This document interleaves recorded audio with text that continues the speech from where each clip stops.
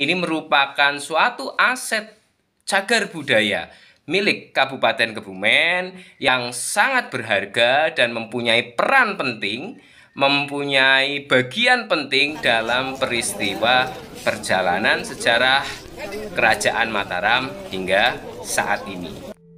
Assalamualaikum warahmatullahi wabarakatuh. Pagi ini saya akan menjelaskan sedikit tentang situs Lawang Kori di Desa Nampudadi, Kecamatan Petanahan, Kabupaten Kebumen. Situs Lawang atau Kori yang sering disebut dengan situs Lawang Kori berada di Desa Nampudadi, Kecamatan Petanahan, Kabupaten Kebumen. Situs ini berupa fragmen atau bagian pintu yang terbuat dari kayu, di mana ada simbol ukiran-ukiran yang melambangkan peristiwa pelarian Amangkurat I dari kejaran Trunojoyo ke Panjer.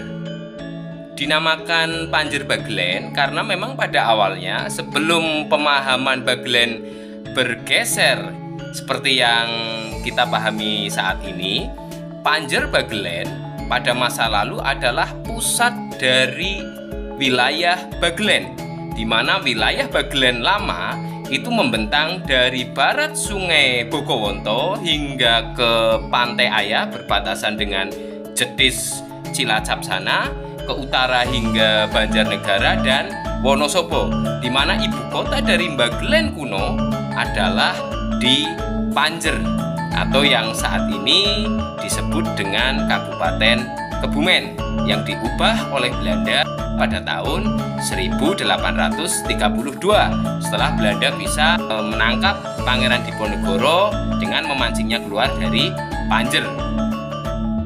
Pada awalnya, situs Lawang Kori ini merupakan tempat berdiamnya, tempat persembunyian dari Pangeran Adipati Anom yang lebih dahulu melarikan diri sampai di Panjer dan memilih tempat di Nampudadi. Jadi awalnya situs ini berupa rumah ya, bukan hanya bagian seperti sekarang ini, tetapi awalnya sebuah rumah terbuat dari kayu, tentunya rumah di desa ya, pedesaan saat itu.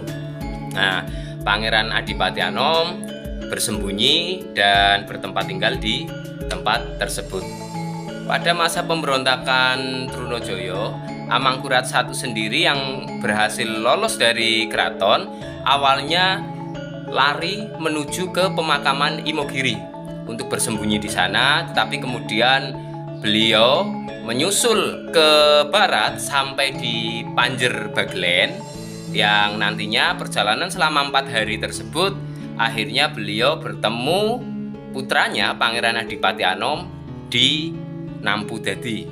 Pada masa perjalanan 4 hari inilah Amangkurat I yang saat itu sedang sakit diobati dengan air kelapa tua oleh pemimpin Panjer saat itu, yang kemudian atas jasa pemimpin Panjer tersebut Amangkurat I menganugerahi gelar Temenggung Kelapa Aking atau yang kini lebih dikenal dengan sebutan Kolo Paking.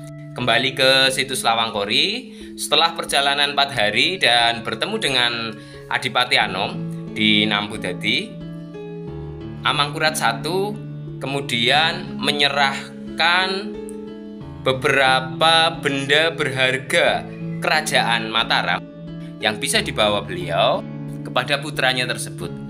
Dan di hadapan para mantri yang ada di tempat tersebut, Amangkurat I menobatkan Adipati Anom, putra sulungnya tersebut, menjadi penerus dari Amangkurat I. Jadi penobatan Amangkurat II itu terjadi di Panjer Bagelen, tepatnya di Nampudadi, yang penobatan itu dilakukan langsung oleh Amangkurat I dengan memberikan benda-benda berharga simbol kerajaan yang bisa dibawa oleh beliau kepada putranya yang bernama Adipati Anom, disaksikan oleh para mantri.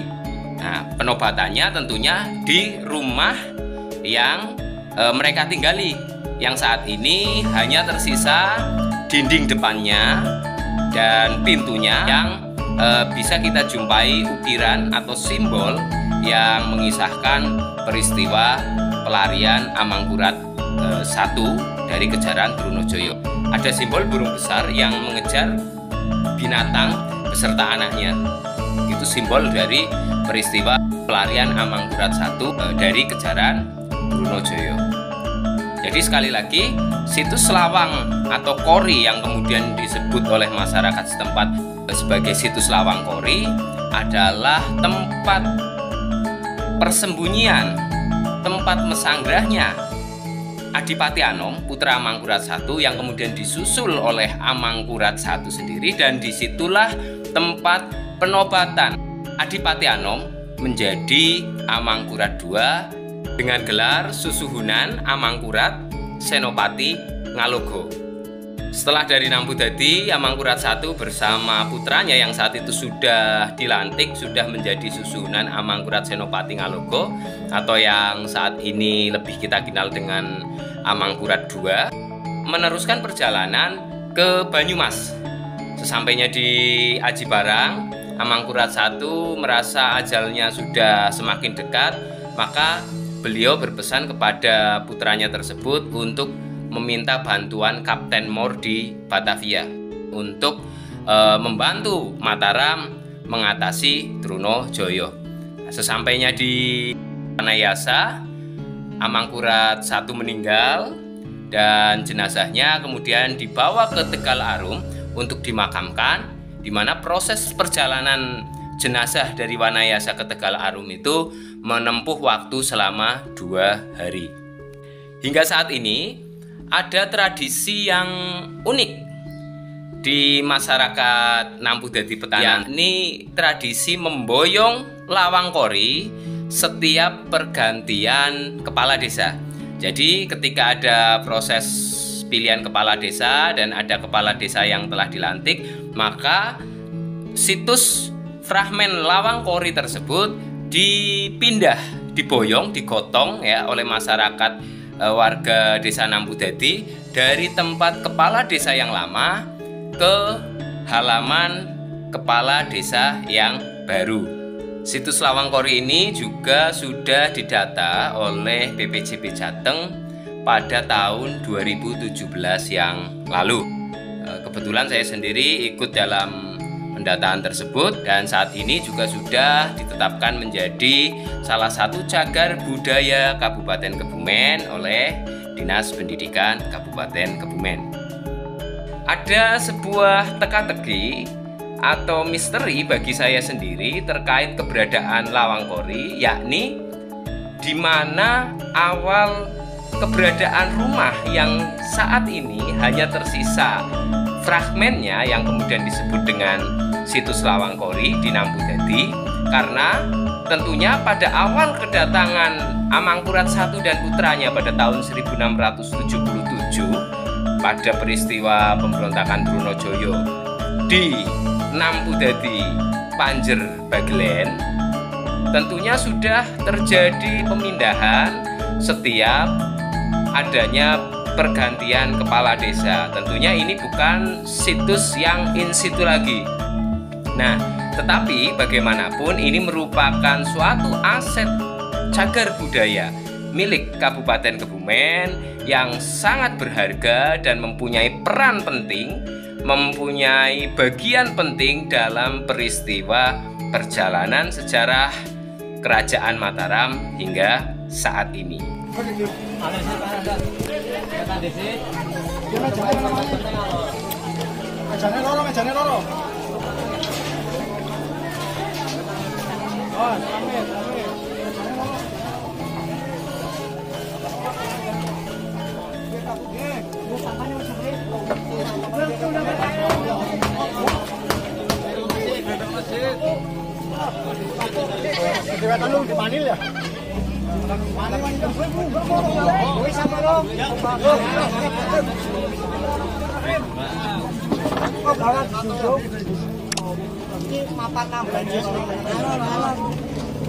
Tangannya jangan sore.